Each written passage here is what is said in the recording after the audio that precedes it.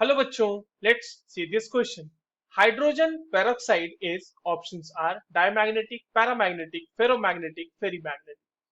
चलिए इस क्वेश्चन को सॉल्व करते हैं बच्चों। सबसे पहले तो ये देखते हैं कि इस क्वेश्चन को सॉल्व करने के लिए हमारे पास कौन से की कॉन्सेप्ट की जानकारी होनी चाहिए। देखो, ये जो सवाल है हमारे पास, ये मैग्नेटिक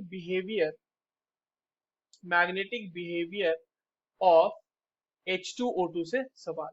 अब देखिए, बेसिकली जो मैग्नेटिक बिहेवियर होने वाला है ना इसमें बच्चों, और वो होने वाला है पेरोक्साइड आयंस की वजह से, क्योंकि H प्लस जो इसे जनरेट होगा उसके पास तो कोई इलेक्ट्रॉन है नहीं। तो जो पेरोक्साइड आयन है उसकी अगर हम मॉलिक्यूलर ऑर्बिटल इलेक्ट्रॉनिक कन्फिग्रेशन लिख लें तो वहां से हमें पता चल जाना है कि इसमें क्या होना है, पैरामैग्नेटिक होगा या डायमैग्नेटिक होगा या बाकी के फेरोमैग्नेटिक फेरीमैग्नेटिक होगा। देखते हैं, डिस्कस करते हैं एक एक करके। देखो, पेरोक्साइड आयन का मतलब O2 2 माइनस। अब देखिए, ऑक्सीजन जो है उसके पास 8 इलेक्ट्रॉन होते हैं एक ऑक्सीजन के पास, और यहाँ पे दो ऑक्सीजन है, तो ये हो गया 8 × 2। और उसके साथ साथ ऑक्सीजन के ऊपर 2 माइनस है, यानी कि 2 इलेक्ट्रॉन और ऐड कर देने हैं अपने को। तो ये हो जाएगा कितने, 18 इलेक्ट्रॉन्स O2 2 माइनस के पास है। अब इसका मॉलिक्यूलर ऑर्बिटल इलेक्ट्रॉनिक कन्फिग्रेशन लिखते हैं।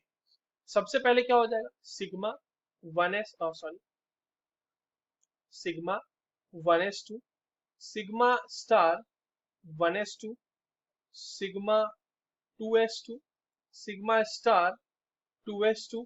उसके बाद आ जाएगा आपका सिग्मा 2p z2।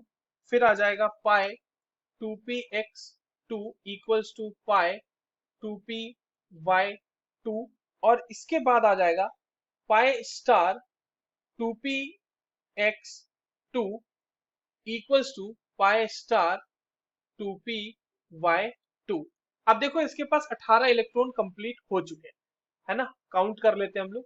दो, दो चार, दो छह, दो आठ, दो 10, दो 12, दो 14, दो 16, दो 18। 18 इलेक्ट्रॉन हो गए। अब आप यहाँ पर देखो कि आपके पास कोई भी अनपेयर्ड इलेक्ट्रॉन नहीं दिख रहा यहाँ पर, नो अनपेयर्ड इलेक्ट्रॉन। और अगर ऐसा है कि हमारे पास पूरे मॉलिक्यूल में कोई भी अनपेयर्ड इलेक्ट्रॉन नहीं है, तो वैसे कंडीशन में इसका जो मैग्नेटिक बिहेवियर होगा वो होगा बच्चों डायमैग्नेटिक। क्योंकि पैरामैग्नेटिक होने के लिए कम से कम एक अनपेयर्ड इलेक्ट्रॉन तो होना चाहिए, तो पैरामैग्नेटिक तो नहीं हो सकता।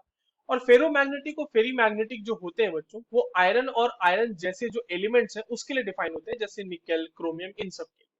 तो ये H2O2 के लिए तो ये डिफाइन नहीं हो सकते, और that to be on the basis of unpaired electrons. So the correct answer is option A. I hope you understood this well. All the very best.